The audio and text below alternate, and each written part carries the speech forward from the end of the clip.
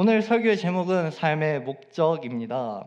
오늘은 사사기의 마지막 두 이야기 중 앞의 이야기로 말씀을 전하려 합니다. 오늘 방금 저희가 읽은 이 본문은 그 첫 번째 이야기의 마지막에 해당하는 내용입니다. 단 지파가 미가가 만든 신상과 에봇과 드라빔을 가지고 그리고 또 미가의 집에서 고용되었던 레위 청년을 데리고 이동을 하였습니다. 그들은 하나님께 받은 기업을 포기하고 한가하고 걱정 없이 사는 라이스에 사는 사람들을 칼날로 치며 그들의 성읍을 불태웁니다. 이런 모습을 보면 사람들이 이런 오해를 하기도 합니다. 저건 뭐 정복 전쟁의 일환일 거야, 하나님의 거룩한 전쟁 중 하나일 거야 라고 착각을 합니다. 그러나 그렇지 않습니다. 이 내용은, 이 정복은 정당화될 수 없는 정복입니다. 하나님께서 가나안을 정복하라 하신 것은 약속으로 주신 그 언약에 기초한 것이며 또 그 땅에서 억압받는 그런 하층 민족들을 구원하는 하나님 중심의 평등과 자유의 히브리 공동체를 세우기 위함이었습니다. 그러나 단 지파는 오히려 그와 반대였습니다. 억압과 박해가 없는 평안히 사는 라이스 사람들을 여호와의 이름으로 박해하며 그들을 칼날로 치고 성읍을 불태운 것입니다.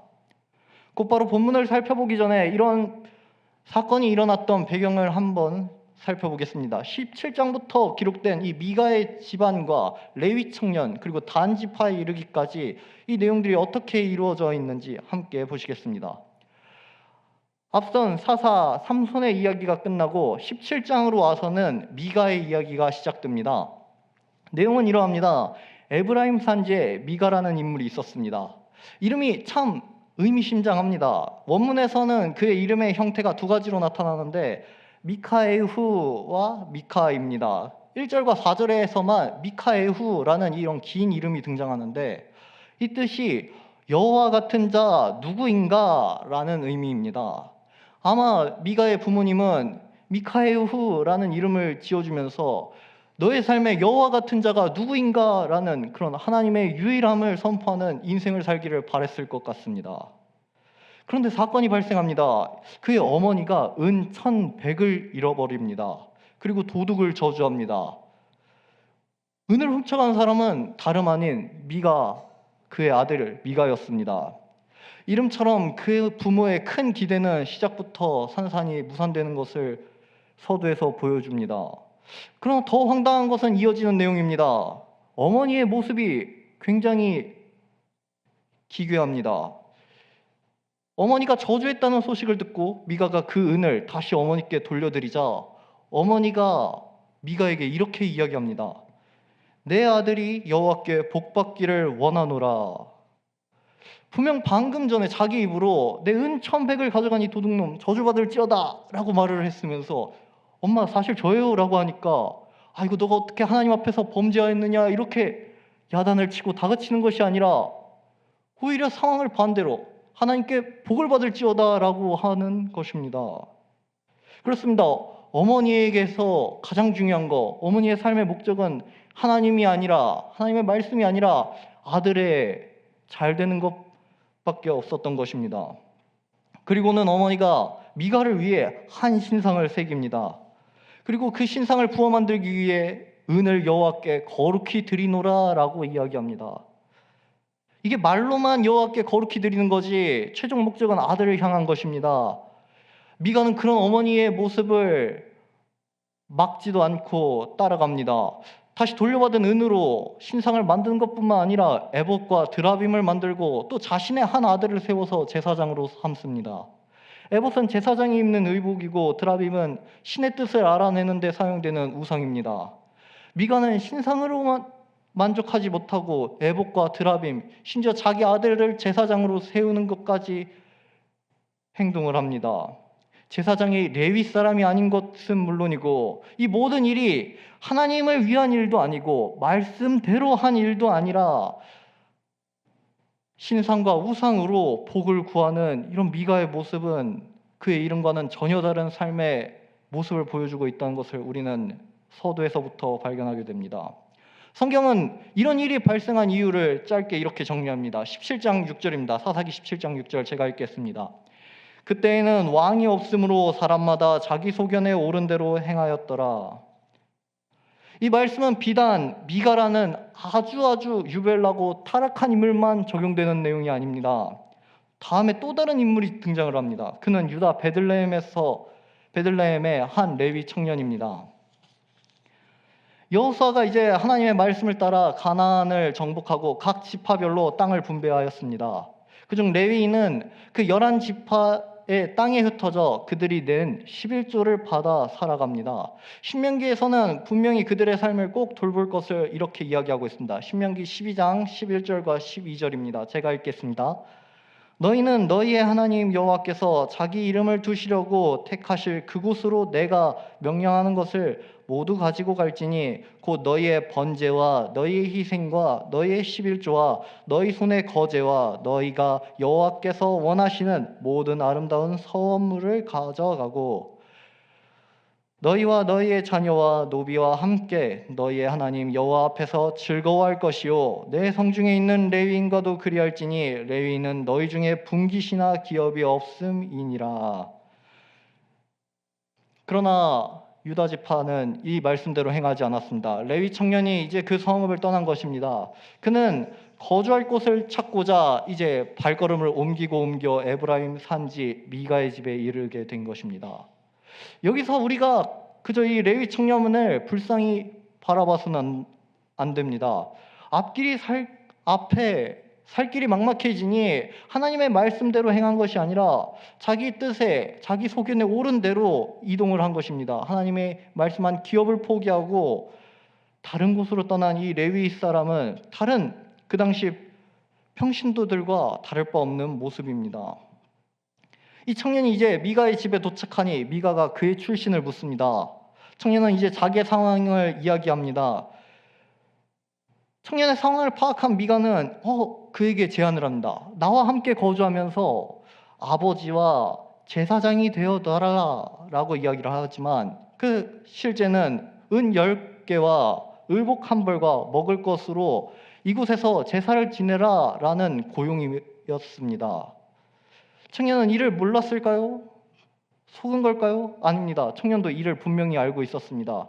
내가 미가에게 이런 대가를 받고 이곳에 고용되어 제사를 지내는 것을 청년은 알고 있었습니다. 18장에서 그가 이제 단지파 사람들과 이야기하는 것을 통해 우리는 이 내용을 파악할 수 있습니다. 미가가 그 청년을 고용한 것은 단 하나, 자신의 행복 때문이었습니다.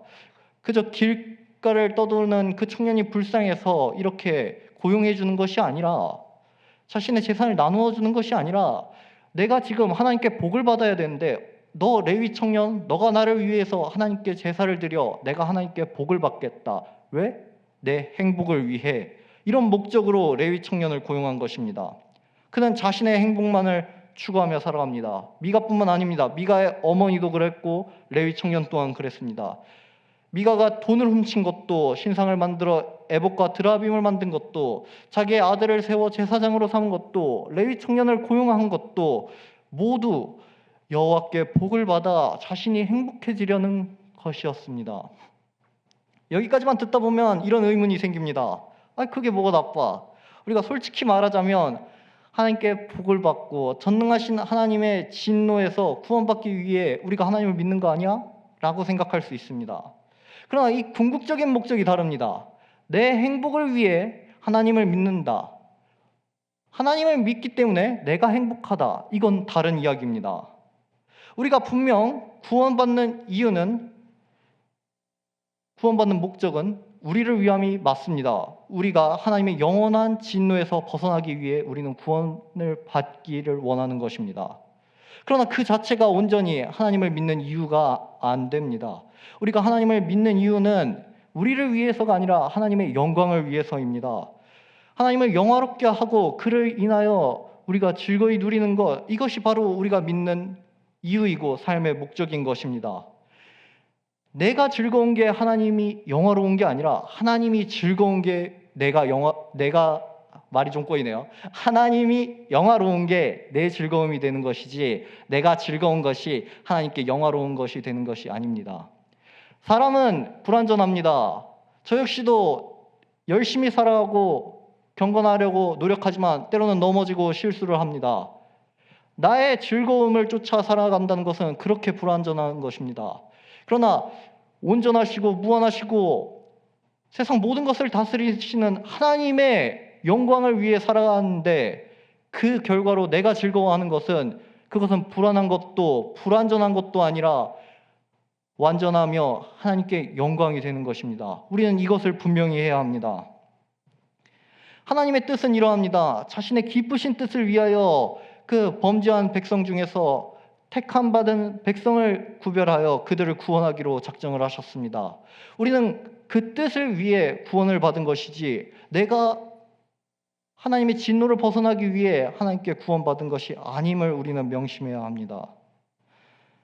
그렇기 때문에 우리는 자신이 행복해지려고 미가처럼 행하는 것이 아니라 이런 일들을 할 수 있었음에도 불구하고 하지 않고 혹은 내가 더 불편할 수 있지만 그 불편을 감수하고 인내하는 것이 바로 하나님을 바라보며 하나님의 영광을 사모하는 그런 구원받은 백성의 모습이라는 것입니다.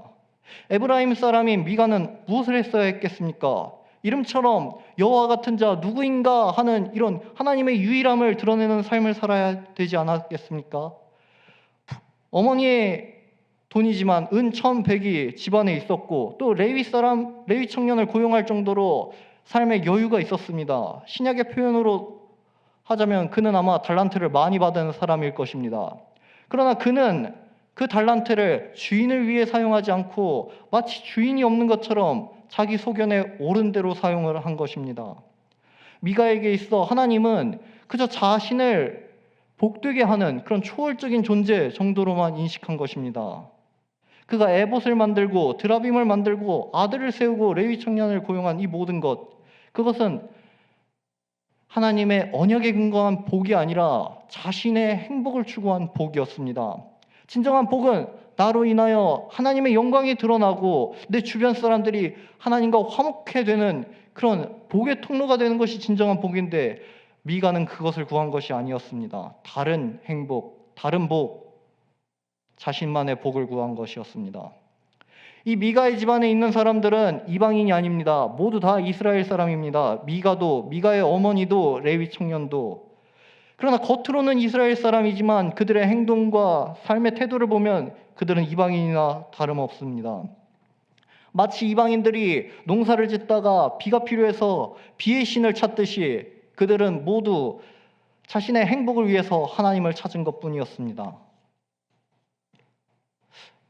하필 사사기 17장의 내용이 그 많고 많은 이스라엘 사람들 중에 유달리 나쁜 미가의 집과 레위 청년만을 조명한 것일까요? 아닙니다. 더 큰 거 옵니다. 방금 전까지만 하더라도 우리가 개인들에 대한 이야기를 했습니다. 미가와 그의 어머니 레위 청년. 그러나 18장에 와서는 공동체, 그것도 한 지파에 대한 내용이 등장을 합니다. 단 지파가 나옵니다. 창세기 30장에는 야곱의 5번째 아들로서 라헬의 시녀 빌하가 처음 난 아들 단, 그 단 지파가 나타나는데 단 지파는 여호수아가 살아있을 때 하나님 앞에서 제비를 뽑아 분배받은 땅이 있었습니다.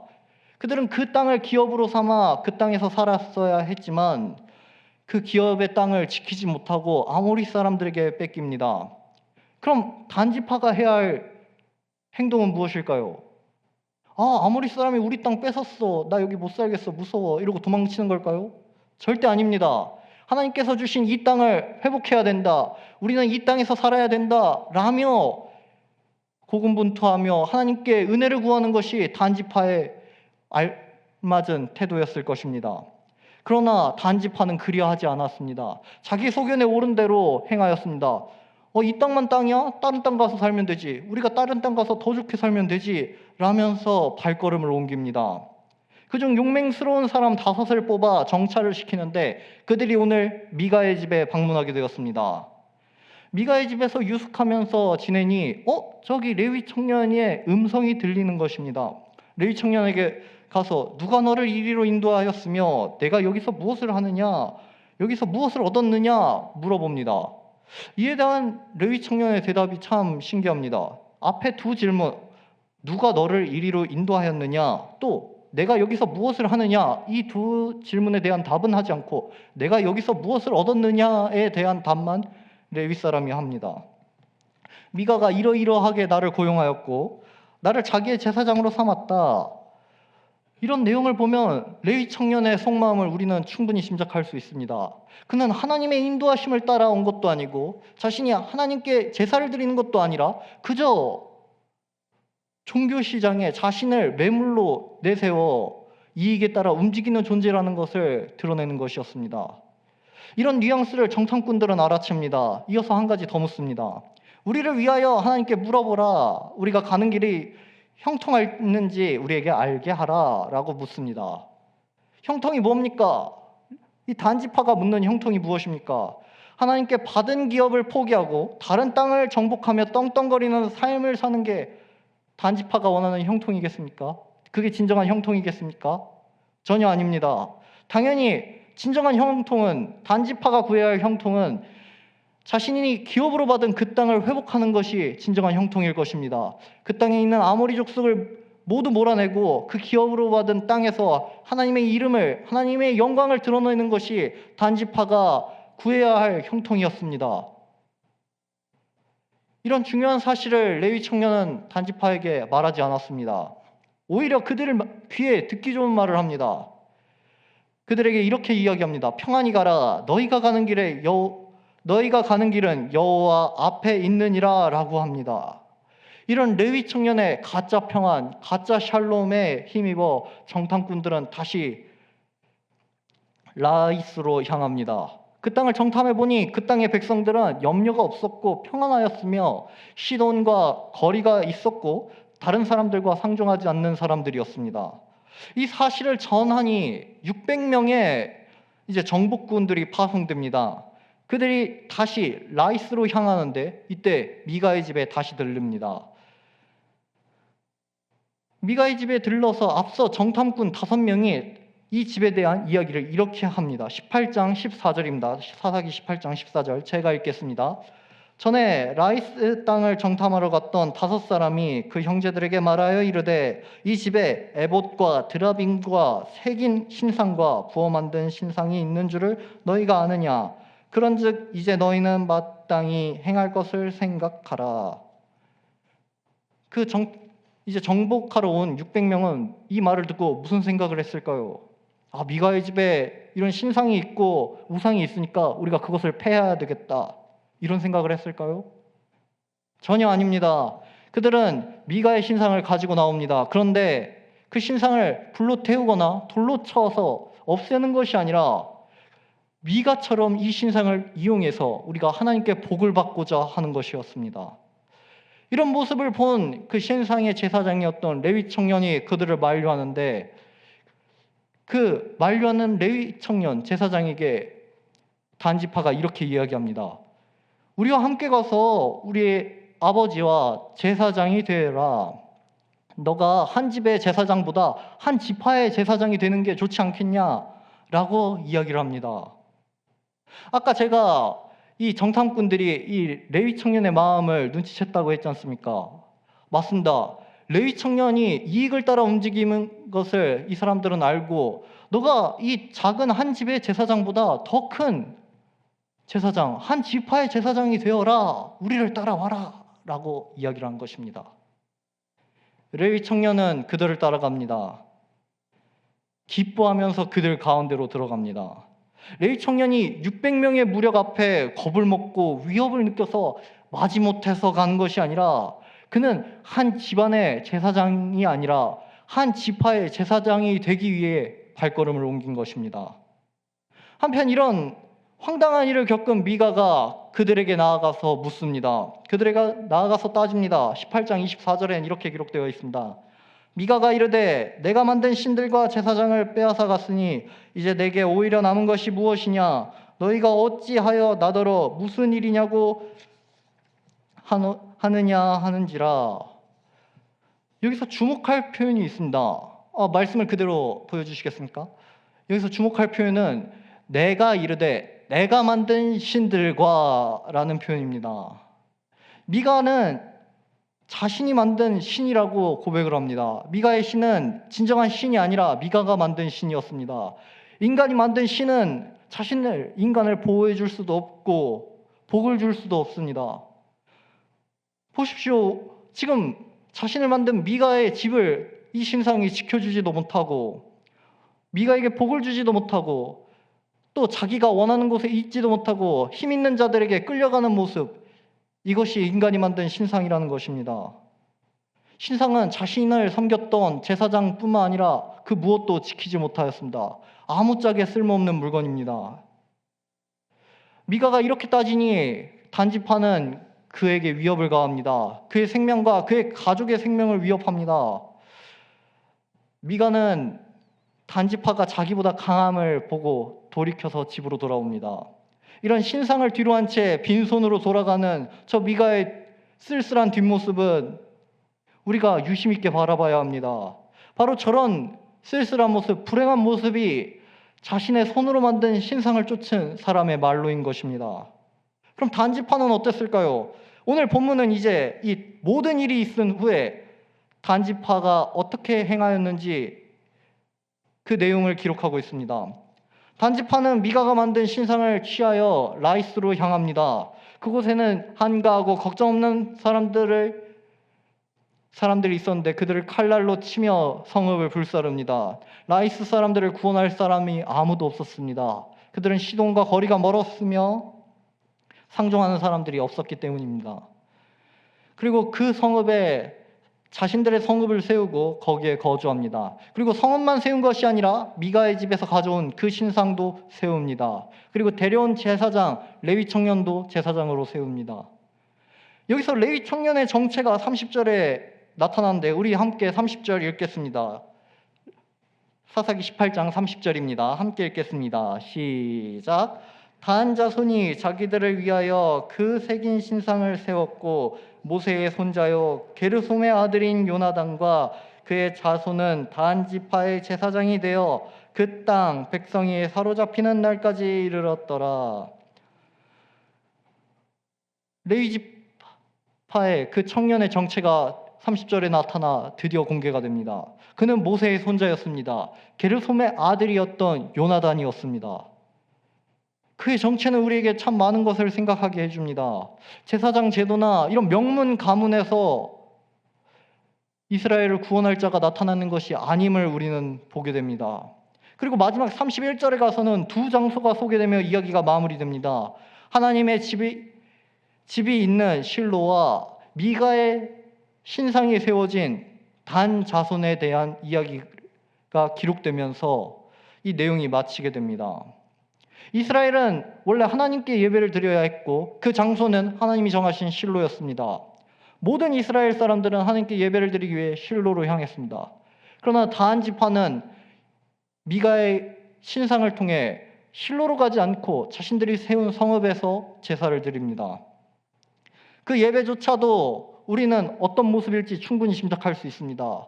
하나님의 말씀을 따라 어떤 규례대로 어떤 법대로 제사를 집행하는 것이 아니라 자기들 소견에 오른 대로 제사 집행할 것이 불보듯 뻔한 일입니다.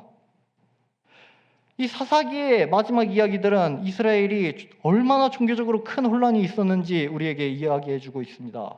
그 이유는 그들에게 왕이 없으므로 자기 소견에 옳은 대로 행하였기 때문입니다. 사사기는 점점 진행되어져 감으로써 상황이 더 악화되는 것을 보여줍니다.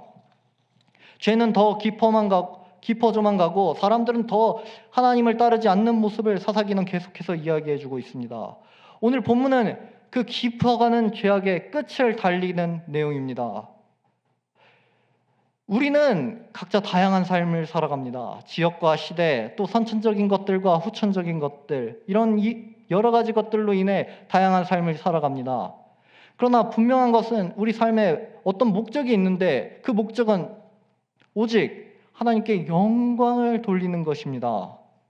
바로 그 하나님께 영광을 돌리는 것으로 인하여 우리가 즐거워하는 것이 우리 삶의 목적이라는 것입니다. 우리는 이 신앙 고백을 기꺼이 받아들입니다. 그런데 오늘 본문에 소개되었던 미가와 미가의 어머니 그리고 레위 청년 단지파는 그렇게 행동하지 않았습니다. 자신들 삶에 자신들만의 목적이 있었습니다. 자신들이 행복해지고 싶어서, 자신들이 복을 받고 싶어서 하나님이 아니 겉으로는 하나님을 섬기는 척하지만 신상도 만들고 에봇을 만들며 드라빔을 만들며 또 제사장을 고용하는 이런 엽기적인 일들을 벌이는 것입니다. 이런 모습들이 특정한 시대, 특정한 인물들에게만 나타나는 것이 아닙니다. 이런 모습들은 하나님과 관계가 끊어진 부패한 사람들에게 나타나는 전형적인 모습입니다. 이런 모습은 요즘에도 나타납니다. 과거나 미래나 오늘이나 할 것 없이 계속해서 나타나는데 요즘엔 이런 모습들을 이렇게 표현합니다. 매스미디어에서는 욜로, 파이어족, 니트족, 캥거루족 등등 새로운 것들을 이야기하면서 사회를 분석해 나가지만 그 가운데 그 중심에는 하나님이 중심이 아니라 자신이 중심이었다는 것을 우리는 발견할 수 있습니다. 변화하는 시대와 경제 그리고 사회 구조의 등으로 일어난 일이다라고 치부하고 정의하지만 그들 가운데에서는 하나님이 없고 왕이 없으므로 자기 소견대로 행하는 이 사사기의 모습과 전혀 다를 것이 없는 것입니다. 제가 좋아하는 한 작품에서는 이렇게 이야기하고 있습니다. 한 개혁을 이루고자 하는 인물에게 등장인물이 이런 대사를 하는데 참 인상 깊었습니다. 저들은 분명 나쁜 놈이 맞아. 하지만 평범한 인간이지 않나. 작가는 인간에 대한 탁월한 통찰력이 있었습니다. 타락으로 인해 생긴 이 무력함을 평범하다고 이야기를 합니다. 그러나 이에 대한 작가의 대안은 너무도 아쉽습니다. 아마 그의 대안으로 볼 때 그 작가는 하나님을 믿지 않는 것 같습니다. 그는 사회 구조를 개혁하면 이 인간의 문제가 해결될 것을 바라봅니다. 그러나 사회 구조로 인간의 타락함이 회복되지 않습니다. 오늘 소개한 이 사사기의 내용은 사실 사회적으로 큰 구조적인 문제가 있는 것이 아닙니다. 왕이 없는 게 우리에겐 있어서 좀 불안해 보이는 모습이겠지만 사실 사회적으로 굉장히 안정되어 있습니다. 중앙집권으로 권력을 움켜쥐은 한 사람이 다스리는 것이 아니라 하나님께서 그들을 다스립니다. 그리고 그들에게는 각 지파별로 땅이 분배되었으며 그 땅에서 가난한 사람, 거류민들, 또 레위 지파들이 함께 먹고 마시며 생활할 수 있습니다. 그들이 하나님만 바라보고 받은 기업과 모세를 통해 세워진 이 규례들을 지켜 행하였다면 그들의 날이 장구하게 되었음을 신명기는 이야기하고 있습니다. 그러나 그들은 그런 안정적인 사회 구조 속에서도 불구하고 하나님이 삶의 목적이 아니라 자신의 행복이 삶의 목적이었기 때문에 이런 미가의 신상과 같은 일들이 벌어진 것입니다. 그럼 이 문제를 우리는 어떻게 해결해야 할까요? 그냥 아이고 답이 없구나 이렇게 바라봐선 안 되지 않습니까? 우리는 어떻게 해야 할까요? 방법은 오직 하나, 하나님께 은혜를 통해서 우리가 회복되는 것입니다. 사람이 바뀌어야 됩니다. 자신의 행복만이 삶의 목적이 아니라 하나님의 영광이 중심이 되는 삶의 목적을 가진 사람만이 이 문제를 해결할 수 있습니다. 이 하나님을 중심으로 하는 삶은 네 가지 모습이 두드러지게 나타납니다. 그것이 바로 감사이며 예배이고 사랑이고 순종입니다. 이것을 중심으로 오늘 있었던 인물들에 대해 한번 오답노트 해보겠습니다. 먼저 감사입니다. 미가는 자신의 것에 대해 감사할 수 있었습니다.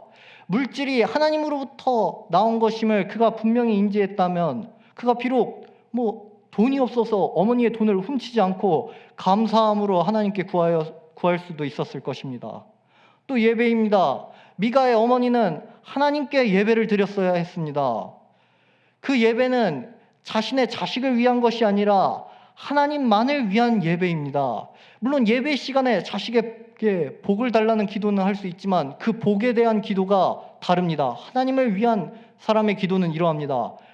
하나님 아버지, 우리 자식을 불쌍히 여겨주시옵소서. 그 자식이 내가 만난 예수님, 내가 만난 하나님, 나를 변화시키는 성령님을 만나 그의 삶의 중심이 하나님을 바라보는 삶의 중심으로 변화시켜 주시옵소서 하는 것이 진정으로 하나님을 목적으로 둔 어머니의 기도일 것입니다. 제가 전에 소개시켜드렸던 한나의 노래가 바로 그런 내용이었습니다. 그리고 사랑입니다. 당시 시대 사람들은 하나님의 사랑을 이웃에게 베풀어야 했습니다.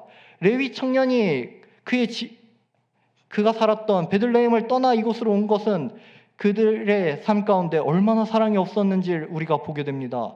11조와 구제와 헌금, 기타 등등 모든 것들은 내가 받은 하나님에 대한 은혜를 이웃에게 전하는 아름다운 사랑의 실천이었습니다.